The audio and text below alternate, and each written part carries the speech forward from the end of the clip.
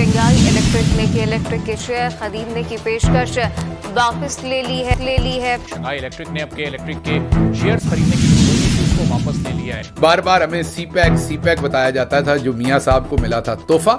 CPEC के हमने आपको बता दिया था कि जो पावर सेक्टर के सिर्फ कर्जे हैं ना, वो अब 550 से 550 अरब के कर्जे वो हो गए हैं। जी हाँ, 550 से 550 अरब के बिजली घरों के कर्जे जो है वो इकट्ठे हो गए हैं। तबाही तबाही तबाही।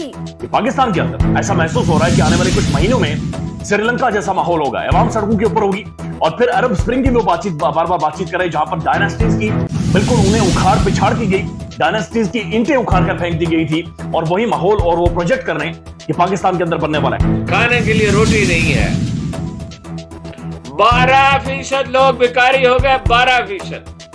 My God. चाइनीज कंपनीज जिन्होंने इन्वेस्टमेंट कर रखी है इन पावर प्रोजेक्ट्स के अंदर, उन्होंने अब ये शर्त रखी है कि जो हमें मुनाफा पे करना है वो ऑफशोर अकाउंट्स में रखें। मीन पाकिस्तान में ना रखें वो मुनाफा, ऑफशोर अकाउंट्स में रखें हमें मुनाफा जो हमें वापस करना है, क्योंकि यहां तो आप डिफॉल्ट कर जाएंगे। आप बिजली इस्तेमाल करें या ना करें, आप सोलर पर जाकर करेंगे तो फिर भी ये किराया आपको देना पड़ेगा कम। मसलन अगर आप 100 यूनिट इस्तेमाल करते हैं और 100 यूनिट में बिजली की असल कीमत एग्जाम्पल देते हैं, अगर आप 1000 रुपया देते हैं और साथ 3000 आप इस किराए की मद में देते हैं, अगर आप अब सोलर लगवा लें और आप सिर्फ 50 यूनिट इस्तेमाल करें तो बिजली की असल कीमत अगर आपको लगता है कि अब 1000 की जगह पर आप 500 देंगे, बिल्कुल आप 500 देंगे, लेकिन वो 3000 आप साथ वैसे का वैसा ही देंगे।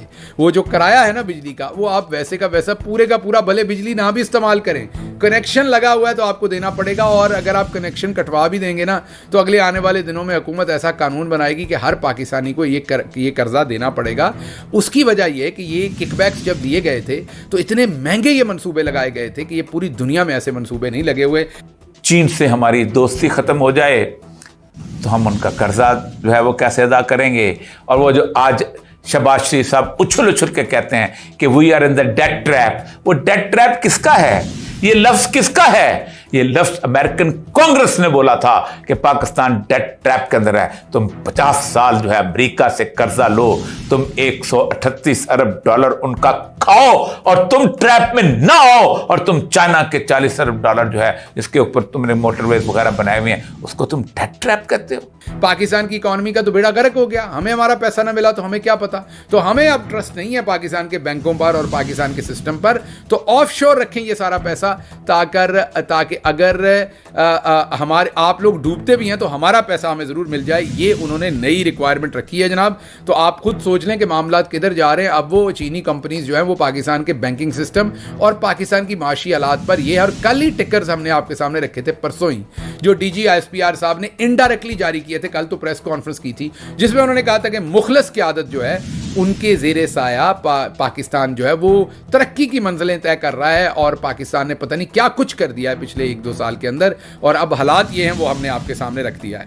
अच्छा जी, IMF ने 1300 अरब के नए टैक्स लगाने का मुतालबा कर दिया। जी हाँ, IMF ने कहा है कि 1300 अरब के नए टैक्स। जी हाँ, आप दुरुस्त सुन रहे हैं।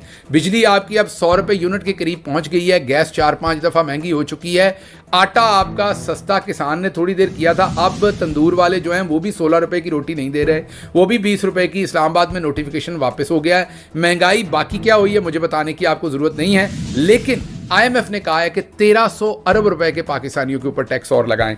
जब आप ये सोचते हैं ना कि जी ये ऊपर कौन गवर्नमेंट करता है, हमें क्या, अक्सर गांव के लोग कहते हैं जो गरीबानों की उत्ते आले उतलियां जान, ये होता है।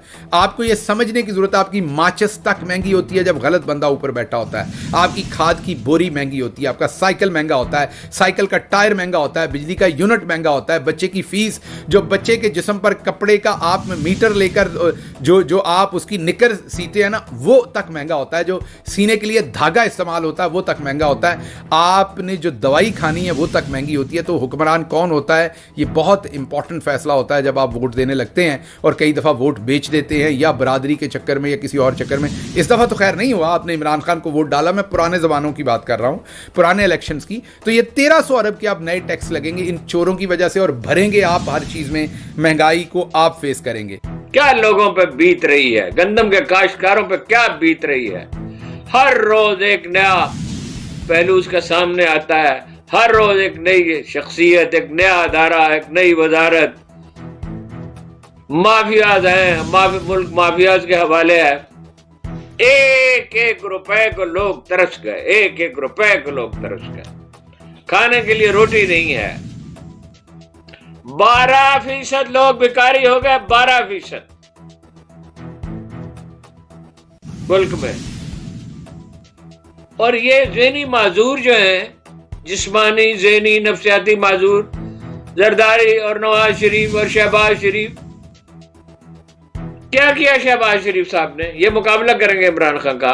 वो जो कॉन्फ्रेंस हुई सऊदी अरब में, उसमें उन्होंने क्या कहा, वो तकरीर सुनिए, आदमी हैरत ज़दा रह जाता है कि हमारे यहाँ बिजली नहीं है, बिजली चोरी की जाती है, और एलीट कल्चर है, और इंसाफ नहीं है, और ये नहीं। मतलब ये कि हमारे मुल्क में सरमायाकारी न करना। इन लोगों के जरिए आप समझते हैं कि मुल्क चला लेंगे और इसको बेहतर बना लेंगे। होशमंद आदमियों की जरूरत होती है। कोई अलाउद्दीन खिलजी होता है जो महंगाई को रोकता है, कोई शेरशाह सूरी होता है जो अमन कायम करता है, कोई टीपू सुल्तान होता है जो सोशल सिक्योरिटी सिस्टम नाफिज करता है, गैर सूदी कर्जे देता है। और ये है निजाम।